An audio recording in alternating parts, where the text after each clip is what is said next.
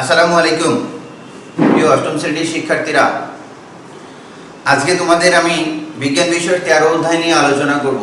অনেকগুলি অধ্যায় নিয়েই তো আলোচনা করলাম, তোমরা সবগুলি সুন্দর মতো দেখেছো আমার মনে হয়। তো আজকে 13 অধ্যায় নিয়ে আলোচনা করব। 13 অধ্যায় হচ্ছে খাদ্য ও পুষ্টি। এটা লেকচার 1 এর মধ্যে আমাদের এই 4টা টপিক নিয়ে আলোচনা করব। 1 নম্বরে পুষ্টি, পুষ্টিমান ও খাদ্য উপাদান, শর্করা বা শ্বেতসার, আমিষ বা প্রোটিন, আর স্নেহ বা চর্বি। এই কয়টা জিনিসের মধ্যে প্রথম যে টপিকটা রয়েছে পুষ্টি, পুষ্টিমান, খাদ্য উপাদান। 1 নম্বরে হচ্ছে পুষ্টি, পুষ্টিমান, খাদ্য উপাদান। পুষ্টি, পুষ্টিমান, খাদ্য উপাদান। তাহলে শুধু পুষ্টি নিয়ে আমরা কিছু কথা বলি, তারপরে পুষ্টি নিয়ে কথা বলার পরে পুষ্টিমান নিয়ে কথা বলবো।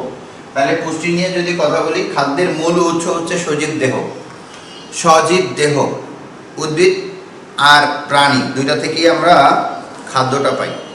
খাদ্যটা পাই হচ্ছে, প্রথম কথাটা শুনে নেব ভালো মতো। খাদ্যের মূল উৎস সজীব দেহ। মূল উৎস সজীব দেহ, সজীব দেহ। আর উদ্ভিদ ও প্রাণী থেকে খাদ্য পাই। খাদ্যের উপাদান 3টি কাজ করে। খাদ্যের উপাদানের 3টে কাজ। খাদ্যের উপাদানের কাজ কয়টি? 3টি। 1 নম্বরে জীবের বৃদ্ধি সাধন, জীবের বৃদ্ধি সাধন। 2 নম্বরে ক্ষয়পূরণ, 3 নম্বরে রক্ষণাবেক্ষণ। এটা দুঃখিত, 1 নম্বরে রয়েছে 3টা: জীবের বৃদ্ধি সাধন, ক্ষয়পূরণ, রক্ষণাবেক্ষণ। 1, জীবের বৃদ্ধি সাধন, ক্ষয়পূরণ, রক্ষণাবেক্ষণ। 2 নম্বরে তাপশক্তি ও কর্মশক্তি প্রদান। তাপশক্তি ও কর্মশক্তি প্রধান। তাপশক্তি ও কর্মশক্তি প্রধান। 3 নম্বরে রয়েছে রোগ প্রতিরোধ, সুস্থতা বিধান ও শারীরবৃত্তীয় কাজ। এই শারীরবৃত্তীয় কাজ বলতে আমরা যেটা বুঝি, শারীরবৃত্তীয় কাজের মধ্যে রয়েছে পরিপাক, শ্বসন, রেচন, এগুলো নিয়ন্ত্রণ করে। আর বলতেই পারি তাহলে পুষ্টি একটা প্রসেস, অর্থাৎ পুষ্টি একটা প্রক্রিয়া। এর কারণ হচ্ছে পুষ্টি প্রক্রিয়া বললাম এই কারণে, কারণ পরিপাক যেখানে সম্পন্ন হয়, রেচন সম্পন্ন হয়, শ্বসন সম্পন্ন হয়, তার মানে এগুলো প্রসেস, তার মানে পুষ্টিও কি প্রসেস। তার মানে এই কথাগুলি একটু সুন্দর করে শুনে নিব। 1 নম্বরে পুষ্টির মূল কথা ছিল খাদ্যের মূল খাদ্যের মূল উৎস হচ্ছে সজীব দেহ। আমাদের পরীক্ষার খাতায় অনেক সময় এমসিকিউ আসে, খাদ্যের মূল উৎস কোনটি, নিচের কোনটি খাদ্যের মূল উৎস? উদ্ভিদ ও প্রাণীদেহ থেকে খাদ্য পাই। খাদ্যের উপাদান 3টি। একটা জীবের বৃদ্ধি সাধন, 3টি কাজ। 1 নম্বরে হচ্ছে বৃদ্ধি সাধন, ক্ষয়পূরণ, রক্ষণাবেক্ষণ, এলে 1। 2 নম্বরে হচ্ছে তাপশক্তি, কর্মশক্তি প্রদান, 2। 3 নম্বরে রোগ প্রতিরোধ, সুস্থতা বিধান, শারীরবৃত্তীয় কাজ, এলো 3। শারীরবৃত্তীয় কাজের মধ্যে রয়েছে কি কি? একটা হচ্ছে পরিপাক, শ্বসন, রেচন, এগুলো নিয়ন্ত্রণ করে। তার মানে পুষ্টি একটা প্রসেস। এবার পুষ্টিমান। পুষ্টি নিয়ে যতটুকু কথা হলো এটা ভালো মতো শুনবো। এরপর হচ্ছে পুষ্টিমান, অথবা এর আরেকটা নাম বলা যেতে পারে পুষ্টি মূল্য। পুষ্টিমান বা পুষ্টি মূল্য, পুষ্টিমান অথবা পুষ্টি মূল্য। পুষ্টিমান হচ্ছে কোনো খাদ্যে কি পরিমাণ ও কত রকম খাদ্য উপাদান থাকে তার উপর নির্ভর করে পুষ্টিমানটা। আচ্ছা, কোনো খাদ্যে কত রকম বা কি পরিমাণ খাদ্য উপাদান থাকে, যেমন সিদ্ধ চালে।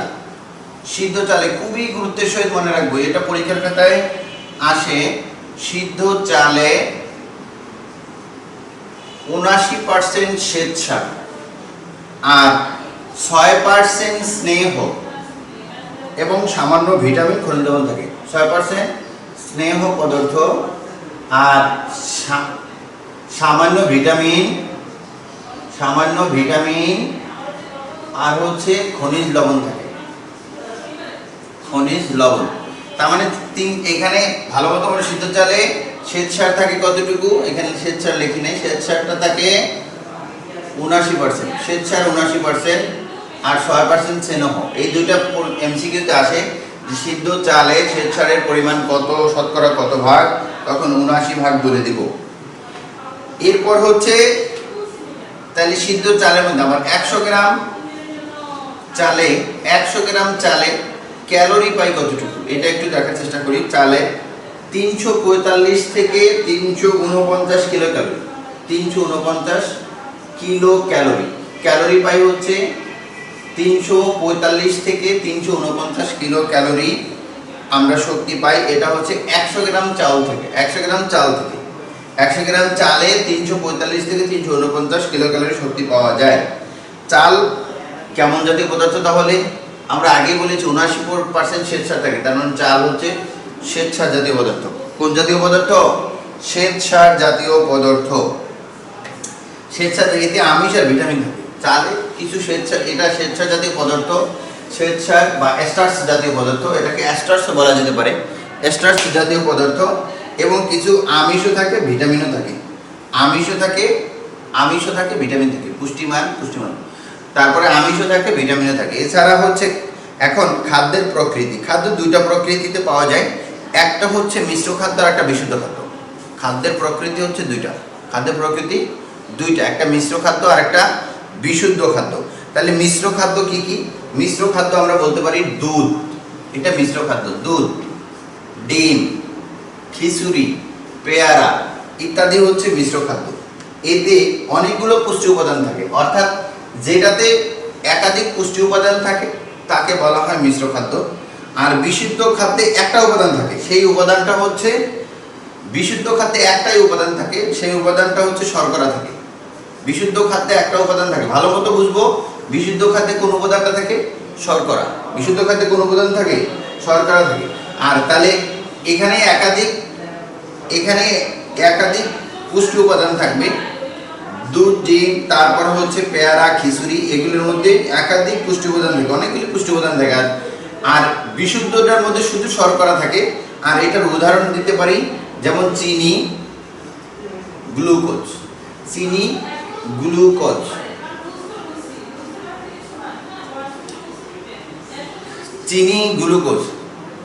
তারপরে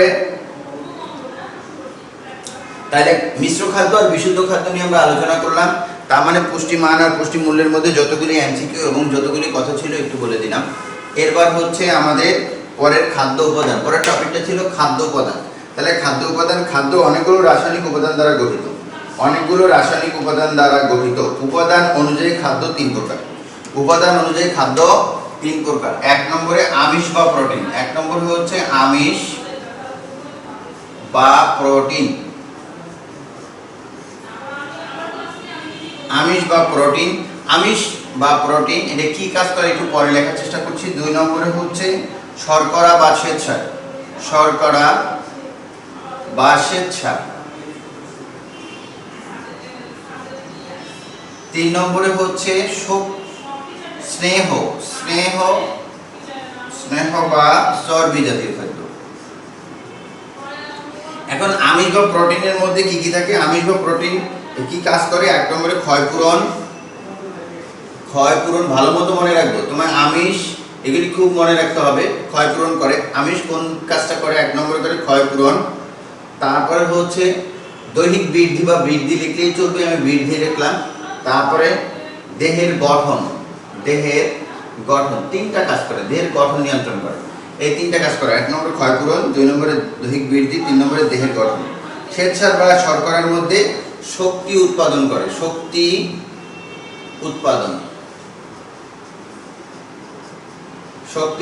করে, এরপরে স্নেহ বা চর্বি জাতীয় তাপ ও শক্তি উৎপাদন। খুব গুরুত্বের সহিত মনে রাখবো, উৎপাদন তার মানে হচ্ছে তাপ ও শক্তি উৎপাদন করে স্নেহ বা চর্বি জাতীয় খাদ্য। তার মানে এছাড়া তাহলে খাদ্যের আমরা এখানে পেলাম রাসায়নিক উপাদান অনুযায়ী খাদ্য তিন প্রকার। এক নম্বর হচ্ছে আমিষ বা প্রোটিন, দুই নম্বর শর্করা বা শ্বেতসার, তিন নম্বর স্নেহ বা চর্বি। এবার আরো তিন প্রকার আছে খাদ্য আরো তিন প্রকার আছে। এক নম্বরে হচ্ছে আরো তিন প্রকার খাদ্যের প্রয়োজন হয়, আরো দরকার হয় আরো। তার মধ্যে এক নম্বরে খাদ্যপ্রাণ বা ভিটামিন। খাদ্যপ্রাণ এটার নাম খাদ্যপ্রাণ বা ভিটামিন। এটার মধ্যে রোগ প্রতিরোধ আর শক্তি বৃদ্ধি। রোগ প্রতিরোধ বা শক্তি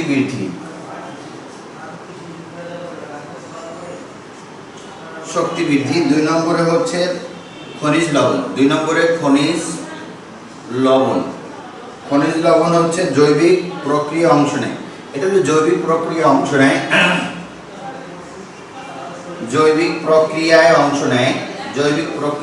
অংশ নেয়। এরপর তিন নম্বরে রয়েছে পানি। 1 2 3 3 নম্বরে রয়েছে পানি। তাহলে খাদ্যপ্রাণ বা ভিটামিন পানি হচ্ছে পানির সমতা রক্ষা করে, পানির সমতা রক্ষা করে। আচ্ছা, এখন তাহলে আমরা খাদ্য উপাদান অনুযায়ী তিনটা পাইলাম, একটা হলো আমিষ ও প্রোটিন, আর 2 নম্বরে শর্করা বা শ্বেতসার, 3 নম্বর স্নেহ বা চর্বি।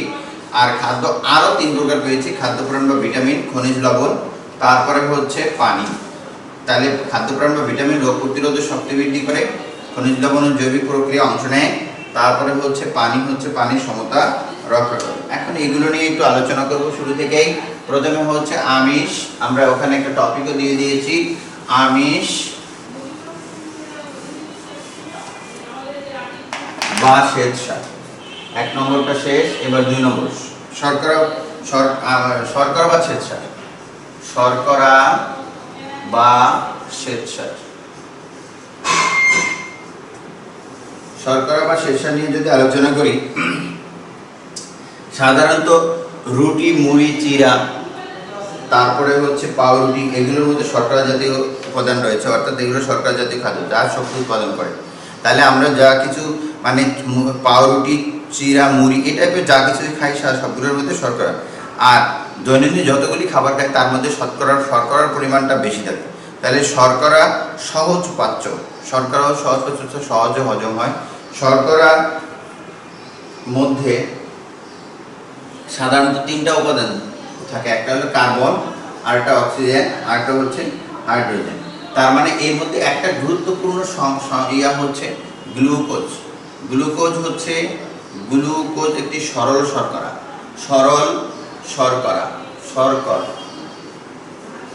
গ্লুকোজের সংকেত C6H12O6, এটা গ্লুকোজের সংকেত, খুবই গুরুত্বের সাথে মনে রাখবো, C6H12O6। এখানে আমরা বলেছিলাম শর্করা সাধারণত কার্বন, অক্সিজেন ও হাইড্রোজেন দ্বারা গঠিত। তার মানে কার্বন হচ্ছে 6টা, হাইড্রোজেন 12টা এবং অক্সিজেন হচ্ছে 6টা। তার মানে সরল শর্করা, গ্লুকোজ একটি সরল শর্করা, কার্বন, হাইড্রোজেন, অক্সিজেন দ্বারা গঠিত। আর এই শর্করা প্রথম হচ্ছে গ্লুকোজ, সরল শর্করা। এই সরল শর্করা গ্লুকোজের সংকেত হলো C6H12O6। এরপর হচ্ছে শর্করা 3 প্রকার। একটা হচ্ছে রাসায়নিক গঠন পদ্ধতি অনুসারে, এই শর্করা 3 প্রকার হচ্ছে রাসায়নিক গঠন পদ্ধতি অনুসারে, অর্থাৎ মানে রাসায়নিকভাবে এই গঠন পদ্ধতিতে শর্করা 3 প্রকার। 1 নম্বরে হচ্ছে মনোস্যাকারাইড, অর্থাৎ মনোশর্করা, যেটাকে বলে মনোস্যাকারাইড। 2 নম্বরে এই মনো মানে একটা স্যাকারাইড থাকবে বা শর্করা থাকবে, দ্বি শর্করা। এখানে হচ্ছে 3 নম্বরে বহু শর্করা, বহু মানে পলি শর্করা। আচ্ছা, এটা বলি যদি মনোশর্করা, ডাই শর্করা, তারপরে হচ্ছে পলি শর্করা। তার মানে 3টা আমরা মনোস্যাকারাইডও বলতে পারি শর্করা না বলে। তারপরে এগুলো পরিপাকের মাধ্যমে সরল শর্করা হয়, এগুলো পরিপাকের মাধ্যমে, তখন এই শর্করাগুলি তো সবগুলি পরিপাক যখন হয় তখন এগুলো সরল শর্করা হয়ে যায়, তার মানে হচ্ছে সরল শর্করা হয়। এবার আমরা বলতে পারি গ্লুকোজ, ফ্রুক্টোজ, গ্যালাক্টোজ।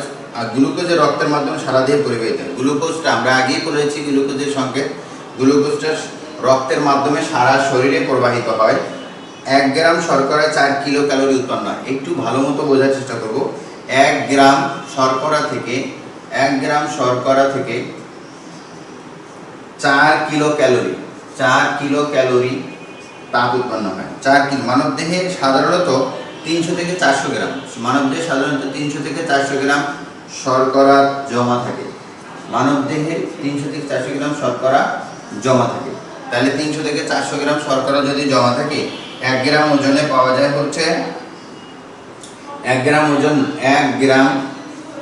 ওজন সমান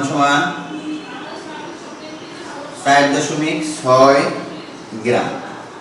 ওজন সমান 4.6 গ্রাম। এখন একটা মানুষ যদি তার ক্যালোরি কি পরিমাণ দরকার হয় একটু হিসাব করব, তাহলে 1 গ্রাম যার ওজন তার ক্যালোরি দরকার 4.6 গ্রাম। এখন একটা 60 কেজি মানুষের ওজন যদি 60 কেজি হয়, তার জন্য ওজন যদি 60 কেজি হয়, তার ক্যালোরি দরকার হয় 60 পূরণ 4.6, এটাকে ক্রস করলে হয় 276 গ্রাম দরকার। তার মানে তার জন্য দরকার হয় 276 গ্রাম। 1 কেজি ওজনের জন্য এত, তার মানে 60 কেজির জন্য 276 গ্রাম দরকার। তাহলে ক্যালোরি 60 থেকে 70 ভাগ শর্করা হতে পারে। আমরা সাধারণত ক্যালোরিটা 60 থেকে 70 ভাগ ক্যালোরি হতে পারে, দুঃখিত, শর্করা হতে পারে। ক্যালোরিটা এই 60 থেকে 70 ভাগ ক্যালোরি পাই হচ্ছে শর্করা হতে। শর্করা হতে আমরা 60 থেকে 70 ভাগ ক্যালোরি পেয়ে থাকি। এবার শর্করার জন্য আমাদের যে রোগটা হয়, 1 নম্বরে ক্ষুধা অনুভব করা, বমি বমি ভাব, ক্ষুধা অনুভব করা, বমি বমি ভাব, অতিরিক্ত ঘামানো, হৃদকম্পন বেড়ে যাওয়া এবং বা কমে যাওয়া। হৃদকম্পন অনেক সময় বেড়ে যায় আবার অনেক সময় কমে যায়। এটা হচ্ছে শর্করার জন্য এই ঘটনাগুলি ঘটে। তাহলে শর্করা আমরা এখানে মূল থিম যেটা পাইলাম, 3টা গঠন পদ্ধতি অনুসারে শর্করা 3 প্রকার, মনোডাই এবং পলি। 1 গ্রাম শর্করা সমান 4 কিলো ক্যালোরি। আর 300 থেকে 400 গ্রাম শর্করা জমা থাকে। আর এখানে 60 থেকে 70 ভাগ ক্যালোরিটা আসে শর্করা থেকে। 1 গ্রাম ওজন সমান 4.6 গ্রাম। আর 60 কেজি একজন মানুষের, ঠিক এটা দিয়ে গুণ করলে মানে 1 গ্রাম নয়, 1 কেজি ওজন, 1 কেজি ওজন সমান সমান হচ্ছে 4.6 গ্রাম কিলো ক্যালোরি দরকার হয়। তাহলে 60 কেজি একজন মানুষের জন্য 276 গ্রাম কিলো ক্যালোরি দরকার হয়। তাহলে আমরা এটা করলাম হচ্ছে শর্করা। এরপর আমরা বললাম এই শর্করার জন্য আমাদের কি কি রোগ মনে হয়। একটা হচ্ছে বমি বমি ভাব, অতিরিক্ত ঘামানো, আরেকটা হচ্ছে অতিরিক্ত ঘামানো, তারপরে হচ্ছে ক্ষুধা অনুভব করা। এরপরে আরেকটা হচ্ছে হৃদকম্পন বেড়ে যাওয়া, অথবা মাঝে মাঝে হৃদকম্পনটা কমেও যেতে পারে। এটা হচ্ছে আমাদের শর্করার জন্য হয়। তাহলে দ্বিতীয় টপিক অর্থাৎ শর্করা শেষ। এরপর হচ্ছে আমিষ বা প্রোটিন। আমিষ আমাদের দেহের গঠন করে। আমরা আগেই শিখেছি এইগুলোর কাজগুলি কি কি, কাজগুলো থেকে আমরা বলতেই পারি। তারপরে আমিষ আমাদের দেহের গঠন করে, আমিষ। এরপর হচ্ছে আমিষ, এই আমিষ বা প্রোটিন।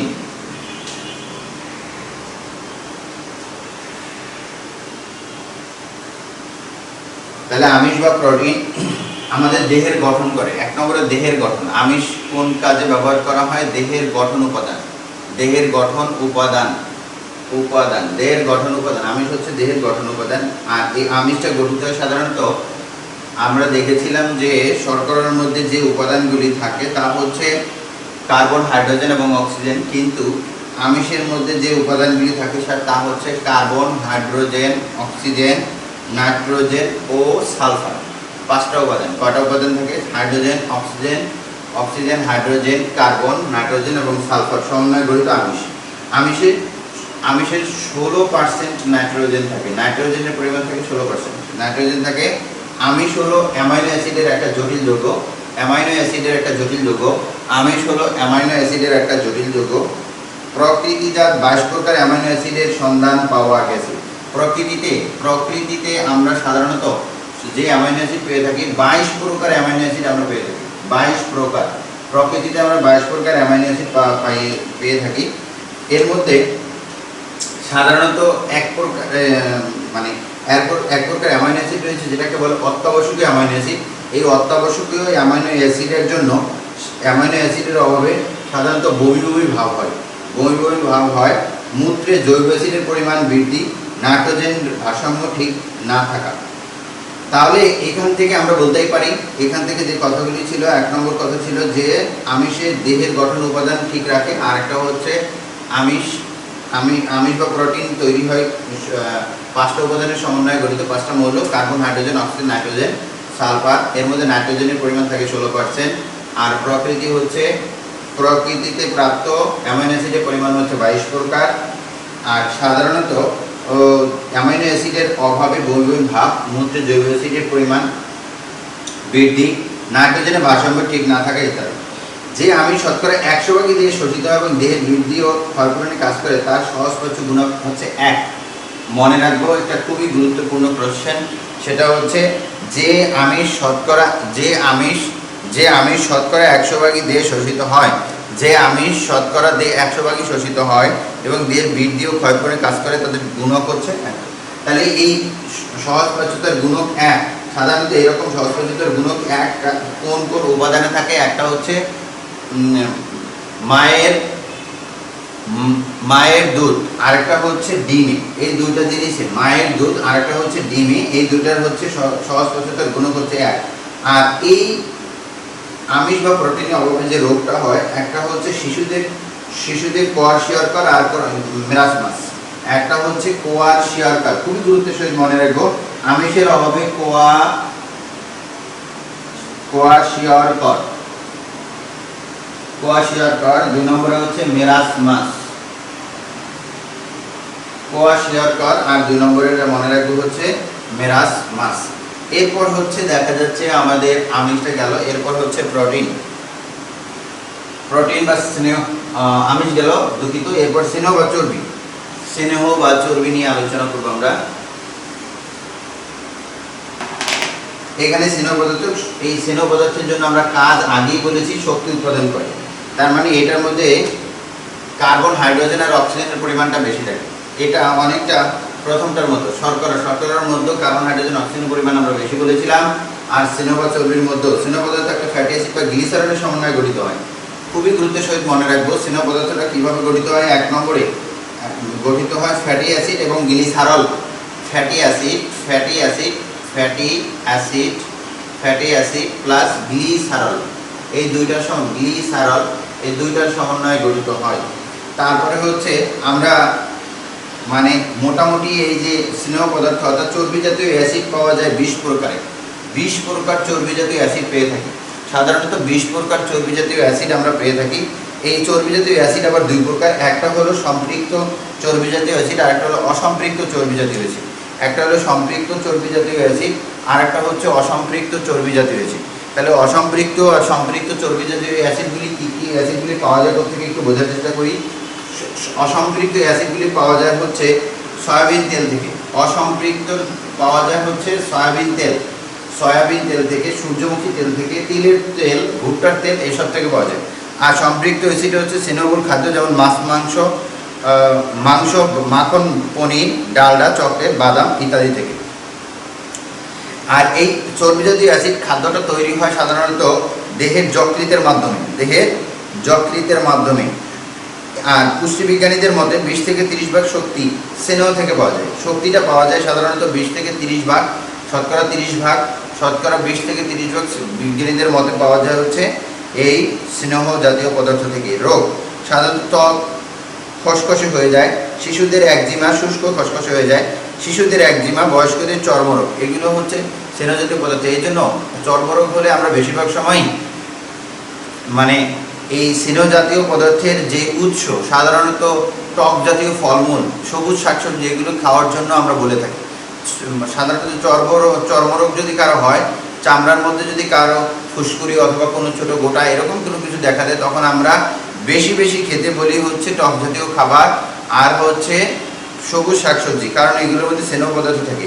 এরপর হচ্ছে আর একটা ব্যাপার আমরা নিয়ে আলোচনা করব, মৌলবিভাগে একটা ক্যালোরির ছক রয়েছে তোমাদের বইয়ের 136 পৃষ্ঠায়। এটা খুবই গুরুত্বের সহিত পড়বে, মানে মৌলবিভাগ। তাহলে বিপাক ক্রিয়া চালানোর জন্য যে শক্তি প্রয়োজন হয় তাকে মৌলবিভাগ বলে, আর বিপাক ক্রিয়া চালানোর জন্য যে শক্তি প্রয়োজন হয় তাকে মৌলবিভাগ বলে। 1000 ক্যালোরি সমান 1 কিলো ক্যালোরি, এটা আমরা আগেই জানি।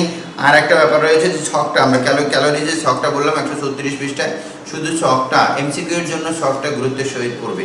তো এইখানে আমাদের স্নেহ পদার্থ নিয়ে যে কতটুকু ছিল বলে দিলাম। যে স্নেহ পদার্থটা সাধারণত 3টি উপাদান দ্বারা গঠিত, কিন্তু ফ্যাটি অ্যাসিড এবং গ্লিসারিন এর সমন্বয়ে গঠিত। আর 20 প্রকার চর্বি জাতীয় অ্যাসিড পাওয়া যায়। এই চর্বি জাতীয় অ্যাসিড আবার 2 প্রকার, একটা অসম্পৃক্ত চর্বি জাতীয় অ্যাসিড আর একটা সম্পৃক্ত।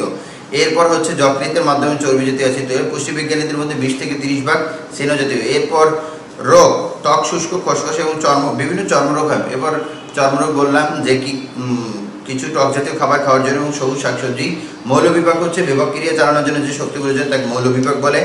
আর আমরা জানি 1 কিলো ক্যালোরি সমান 1000 ক্যালোরি। এরপর 136 পৃষ্ঠা আমরা ছকটা পড়বো, খুবই গুরুত্বের সহিত পড়বো।